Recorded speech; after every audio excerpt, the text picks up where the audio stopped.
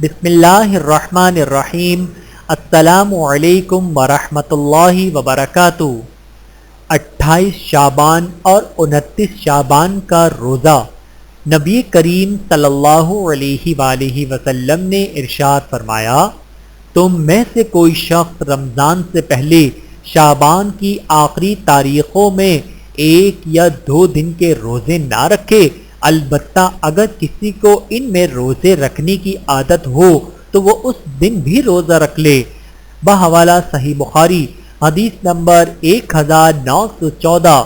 رسول اللہ صلی اللہ علیہ وآلہ وسلم نے رمضان سے 1-2 روز قبل یعنی 28 اور 29 شعبان کو روزہ رکھنے سے منع فرمایا تاکہ رمضان المبارک کے روزوں کے لیے انسان نشاط کے ساتھ تیار رہے۔ اللہ تعالی ہم سب کو سمجھنے کی اور عمل کرنے کی توفیق عطا فرمائے، آمین ثم آمین۔